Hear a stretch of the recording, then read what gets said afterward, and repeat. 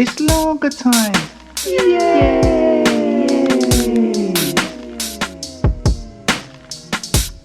Lager time. Poems, stories and thoughts.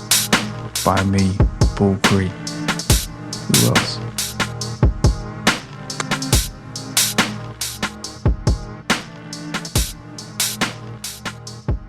Greetings, bonjour, what's happening? Welcome to Lager Time. Legions of lager lights, grab your tins, your bottles and your pints.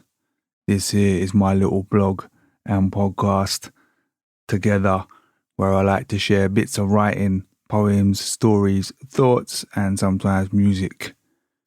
Welcome back. It's been approximately a month, I think, since you would have last heard from me. How you been? Today is Monday afternoon. It's about 6:38. I'm here in Maidstone. The weather is nice. It's warm. No bins. And I'm cracking on with this. What's happening with you? So, I've had a little break. I will get into what's been going on and what's been happening. Not loads to talk about, but I did say I was going to take a little break and here it is. So we are on the eve of England entering into their third and final group game tomorrow in the Euros against Slovenia. 2 games so far, both pretty disappointing. If you follow the football and you follow patterns, England are following a familiar pattern of just being disappointing, not being very good. Going into a game, going into the lead, and then sitting back.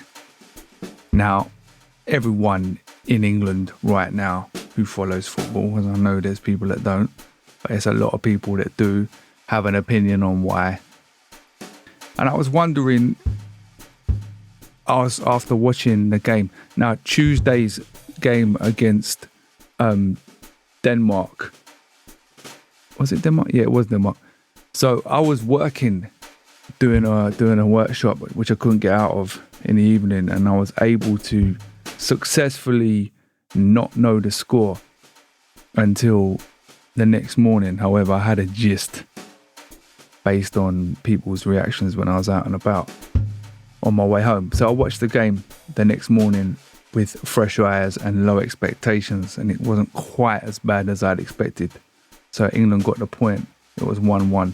But there was an interview afterwards with Kyle Walker, and the interviewer, rightly so, asked him, I'm paraphrasing here, but is it a specific instruction from the manager for all you guys to sit back and let other teams attack you when you go 1-0 up? And he replied something along the lines of, no, it just happens. Now, I wonder, and I think I mentioned something similar last month, if it's this sort of, it's like the reverse of entitlement. So England are notoriously good at being shit or being disappointing and not winning stuff. You know, they've never won anything in my lifetime, not the football team anyway. Not since 1966, which, to be fair, you don't hear quite as much about these days. But they do bleat on about it a lot, or have done in the recent past. And I wonder if there's this sort of they go 1-0 up, they do have a good team, but something in the mentality is like, oh, we need to protect this because we're not that good. Whereas I wonder if a very good, successful, proven successful team like a France or a Germany or a Spain or in Italy, even the current Italy team, if they're 1-0 up, they're not being complacent, but they're like, yeah, this is what we do. Whereas England, it's like, oh, I shouldn't be here. You know, like an imposter syndrome that lots of us feel in our relative careers or whatever. Anyway, just a little thought. The long and short of it is I love watching tournaments I'm like a child when England play, but I do manage my expectations to a degree, and I've been trying to enjoy the other games, which I have done. It's been a really good tournament. I'm enjoying it. I haven't been able to watch a lot of games because just from work and being out and about, but I've been, regularly watching the highlights and filling in my little wall chart with the results. And it's great to see some teams from like Central Europe and Eastern Europe, like Austria, Switzerland, Romania, looking really good, and saying that Croatia haven't looked good at all from Southeast Europe. They're one of the better teams. But anyway, I've been enjoying the tournament. I hope you have. Tomorrow, again, I've got to work, and I've got a dash. It's meant to finish at 8. Kickoff is at 8. But there's a bloody debrief. I hope it don't go on long. But anyway, hopefully I'll be watching it tomorrow. And we'll see what happens, whether England progress or not. Scotland went out last night. Felt for them, really. And it's not just, as I have family, Scottish family or whatever. I like Scotland. They actually got a couple good little players, but they just can't seem to get it to click. I don't know. Anyway, so that's that. That's the football update. So what's been going on? I've been away. I was in Bristol just before I recorded the last one. So we took the Dream Art show there, Love Scripted, the thing I've been going on about. Yeah, it was good. It was a good trip. Show went well. Wasn't amazing. It was good for a number of reasons, but it was a good learning exercise. It's still a work in progress, and it's been a good learning curve for the lads who did it. They're still quite new to this, most of them. And the venue in Bristol called Actor was sold out, so it was great. It was a Thursday night. We had 3 other acts on before us who were all pretty good. And I just think the audience ran out of steam. Sometimes it goes like that. It was packed in there. It was very hot. The show went up late. And the first hour was the other acts. And then there was a break. And then there was us. And we're at a solid hour. And it is a show you've probably got to pay a bit of attention to. And of course, it's not quite there yet. We're still working on it. And so I think the boys pretty much did everything we'd rehearsed them to do. There was 1 or 2 lines dropped here and there, as is always the case, but it didn't quite bang. And I think they came off the back of February's show down in Dorset, where it was really well received and the audience were very positive. This one, not so. Well, not like, I just didn't get much of a response from them. But that's how it goes sometimes. It's not that people weren't enjoying it. People were hot, tired, probably want to go home because they've got to get up for work the next day. Yeah, it's one of those things, one of those X factors that's out of your control, but trying to explain that to the boys, they may well think, they're just being nice to us. So I think some of them have taken it to heart. But it's all good. It's a learning exercise. We sat back and we filmed it, so we watched the video and showed them the bits that were genuinely really good, and there were quite a few. But we go again, so we're in Bristol next month, July, at the Birmingham Rep, which is much bigger theatre. I'll put more on that shortly. But yeah, it was really good. It was 4 days in Bristol, and they had a really good time in Bristol. Bristol's a great city. I've spent a lot of time there over the years. Large up my brother Will and his wife Lizzie, my sister-in-law who came along, and a few legends. Man like Dean, Boogaloo D, also in the city. He came through. Leicester, Sarah Blowers. Yeah, it was a bunch of people that we knew that came. So it was all in all, it was a good trip, but much to learn. Came back to London, got back late. Next day I was up packing, getting last minute bits, get the Barnet done. And same thing again next day. And then me and my wife were off to Greece and spent the best part of 10 days just over out there. It's for my wife's birthday. Her and a bunch of her old school friends that she's still very close with, that all live around different parts of the world. They'd all organised this holiday together in Greece. So it was good. My wife really enjoyed it, which is the main thing. We were in Athens for a little bit, and then we took the ferry to the islands of Naxos, where we were for a few days, and then Paros, and then back to Athens. Yeah, I really enjoyed it. All three areas very different. Athens is a great city. Nuts, mate. Mental. Hold tight. Gary from Leeds lived there for a couple of years. Gave me some tips. Yeah, really good city. Worth a visit. It's like a city on top of a city on top of a city. You've got all the ancient stuff from, you know, the ancient Greeks and all of that. And then you've got this city that was built up 150, 200 years ago. And then you've got loads of stuff from like the 60s onwards. And it's this sort of crazy mishmash. But it's very lively, which I like. And of course, there's a gazillion restaurants and bars, and everything is open late, and you just walk around the streets and people having a nice time. You know, you kind of feel like, oh, I kind of wish London was a bit like that. But it isn't. But yeah, it's really good. And yeah, Naxos was peaceful. And then Paros was a little bit more touristy. One thing that surprised me, being that in my younger years, when I started working at 17, so I had a little bit of disposable income. I went on a few lads' holidays when I was younger. I went to Crete, I went to Kavros, I went to Cyprus, and I went to Zante. And the areas where I went to, you know, there was always loads and loads of British people. Where we went, it's barely any British people. I mean, it's probably a good thing. I'm going on holiday, right? Kind of want to get away from where you're from. But there was a lot of Americans. And again, no bad thing, or you know, they were just whatever, they're on holiday enjoying themselves. But yeah, loads of Americans. Where's all the British people gone, eh?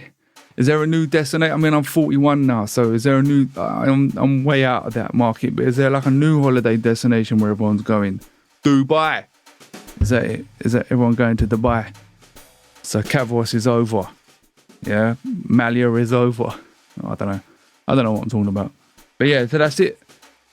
That's what's been happening. Got back, and then I had a solid week of work last week. Straight back in a mixer. Dream Arts, we were rehearsing for the Birmingham show. There's loads going on with that.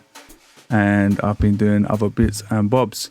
Just getting stuck in, trying to keep this whole thing going. I haven't got round to starting any music yet. I haven't had a chance. But what I have done, which is linking into what's happening today, what I'm going to be doing, is for the first time in probably about 2 years, I've scribbled a couple of little poems. I don't know why. Just felt like it. One was written on a plane home back from Greece. A couple of the others just came out of my morning writing routine. So I don't know. I'm gonna record those, and that's what you're gonna get, and then that's it. We're done. I don't know what when the next one will be, but I'll try, and at the very least, it will be in a month's time, if not before. I have been also working on something slightly longer. It's like sort of short story type thing, but it's a little longer. But it's not quite ready, I don't think, to be shared in any way. So that's what I've been working on, doing bits and bobs of, and no music. But anyway, so I don't know, maybe you'll get some of that next month. But yeah, that's it for now. Yeah, so I'll lock it off. Enjoy the poems. There's 3 of them. I'll just find the names of them here. One's called It Really Is. The other one is called Remedy with Lines. And the other one is called Waiting for the Week to Begin. Not the greatest titles, but they're works in progress. You know the coup. So if you like what I'm doing, tell a mate, please. You know, tell a friend or whatever. Subscribe on Substack or Spotify or wherever else you listen to it. And then, yeah, all the other usual channels, paulcree.co.uk for anything you might wish to purchase, such as my book, The Suburban, or the Book of Plays and all that caper. And yeah, that's kind of it, really. So yeah, enjoy the football if you're watching the football. Enjoy the sunshine if you enjoy the sunshine. If you don't like either of those things, just put on some sun cream and sit in a dark corner and wait till it's over. That's it. Peas and taters. Paul. It really is. Calm yourself with your cliches about cliches. I'm not talking to you. Life is a show, mate. It really is. The pain and the graft to get you ready for that stage. Learning your craft, making use of what you've got, however big or small. Making friends, losing friends, surprising yourself and breaking your own self-imposed limitations. Rejections along the way. Mistakes made and plenty of practice. If you get all that right, you might just get that few seconds of applause, a feeling that you've done something good. For once. Audience leaves, curtains draw. Stage crews quickly sweep away your magic moment, doing the real graft that keeps this whole game afloat. You trundle off back to the dressing room, exhilarated and high, horny and depressed, worn out, knackered, wanting to do it all again, wondering whether you can do it all again. Critics and cynics make themselves known. You tell yourself you're not listening, even when it hurts. Then you think of that brief moment where it worked. You landed the words, the movement, the note, everyone felt it, and they told you so. Those big moments make it worth it. So you keep on doing it, chasing it, improving it, making it and remaking it, until the show really is over.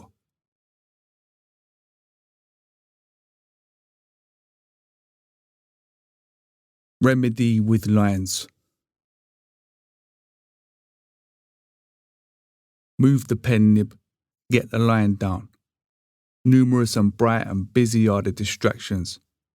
Forget the worries on what others think. That shit swamps the soul and beats up the focus. Some merry-go-round of misery. And round we go. Just get the line down. Basic and simple. Humans surround me, all reflecting my worst habits, while I deflect my harsh judgments until it turns inwards and burn out.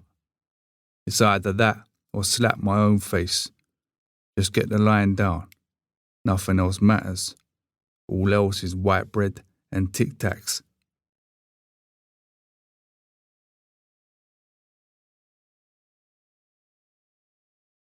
Can't wait for the week to begin.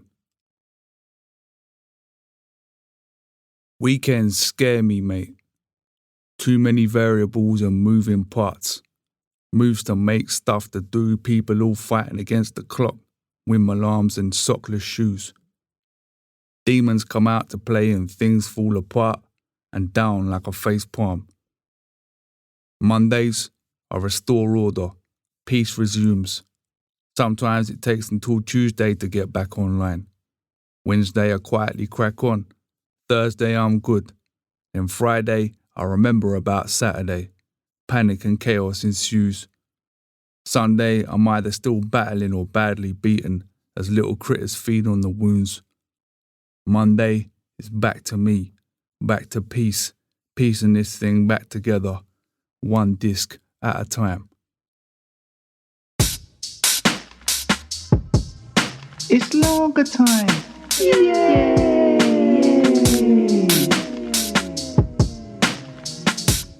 Lager Time. Poems, stories and thoughts. By me, Paul Cree. Who else?